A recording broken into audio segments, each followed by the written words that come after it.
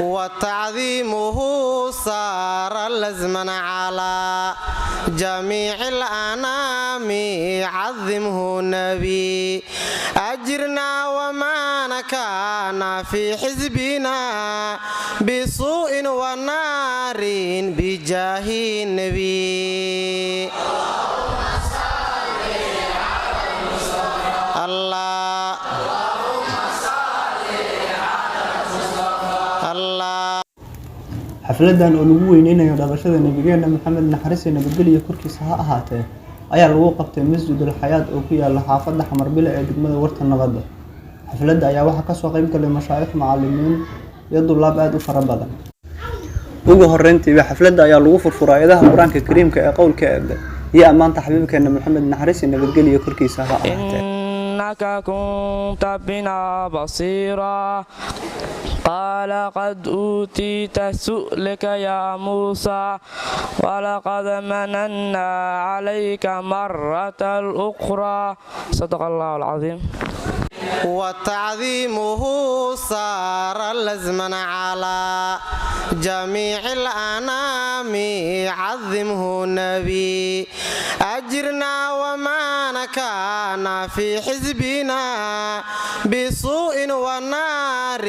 بجاه النبي الله الله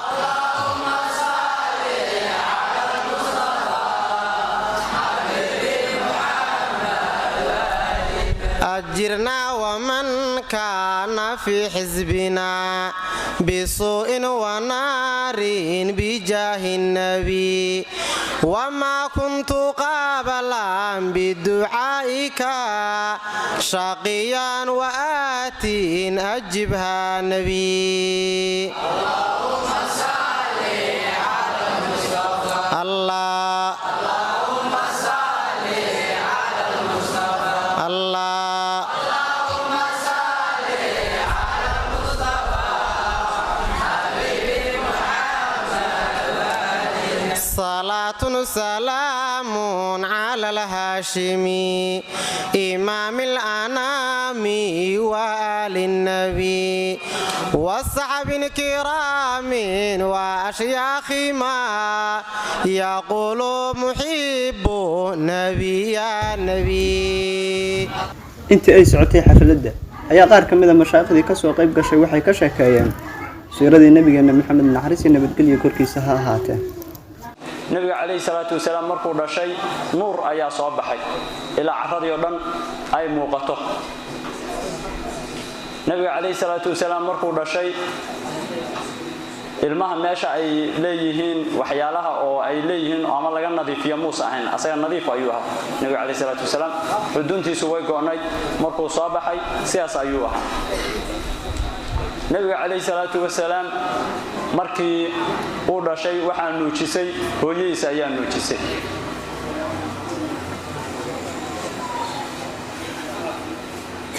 maalmo ayay nuujisay markaas ka bacdina waxaa nuujisay Thuwaybatul Aslamiyya oo ahayd adoontii Abi Lahab markaas ka bacdina waxaa nuujisay Halimatu Sa'diyya nabiga kaleey salaatu wasalaam abiis wuxuu geeriyooday asagoo uurka hooyadiis ku jira sida ay u badan tahay mu'arriqiintu badan oo nabiga kaleey salaatu wasalaam siyaas ayuusan abiis ku arag nabiga kaleey salaatu wasalaam hooyadiisna asagoo jira 6 sano ayay geeriyootay waxaa nabiga kaleey salaatu wasalaam kafaalo qaaday awoowiis Abdul Muttalib awoowi nabiga kaleey salaatu wasalaam Abdul Muttalib wuxuu geeriyooday nabiga kaleey salaatu wasalaam oo jira 8 sano markaas wuxuu kala ballamay adeerkii nabiga kaleey salaatu wasalaam Abi Talib oo Sayyidina Ali Abi Talib abiisa ah Abi Talib ayaa markaas asna nabiga kaleey salaatu wasalaam ku barwaaqoobay oo hayn jiray oo asagana nabiga kaleey salaatu wasalaam mar walba qola qabato oo kafaaleys hayso ayaguna way ku liibaan jireen sidii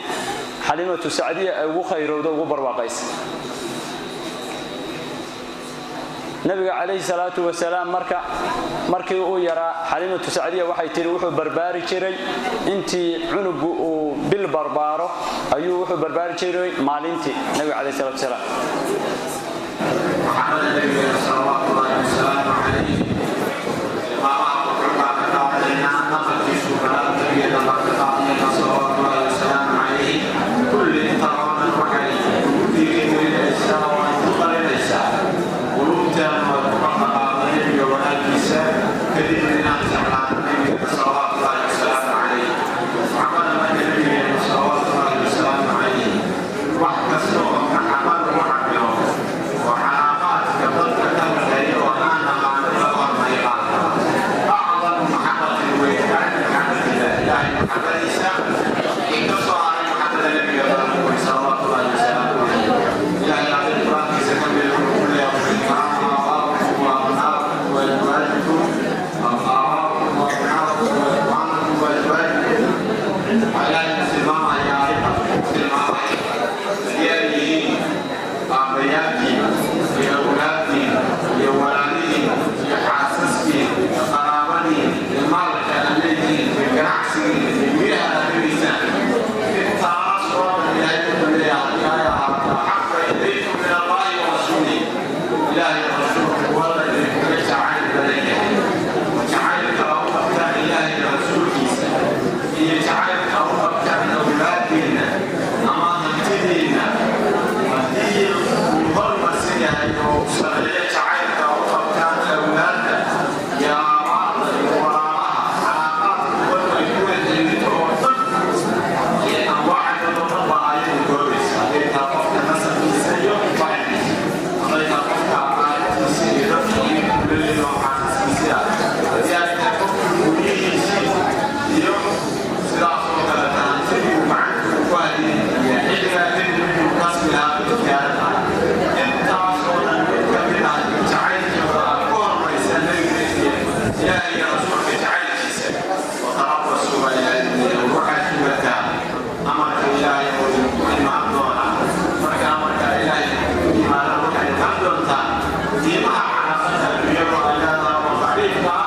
إما أترى من يوم وإلهنا وطريقها أمرك إلهي ugu dambeyntii ayaa xafladda waxaa lagu soo idleeyay amaanta xabiibkeena maxamed naxariis iyo nabadgelyo korkiisa ha ahaatee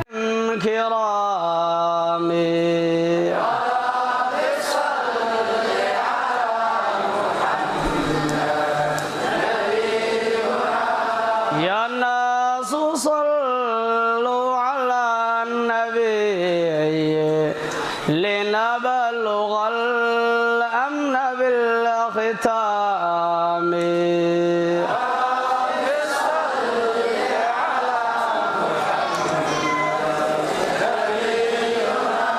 يا الناس صلوا على النبي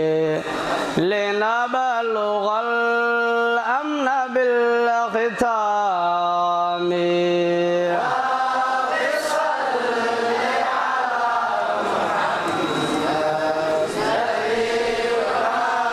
يا رب صل على محمد ما غرد فحل الحمام لا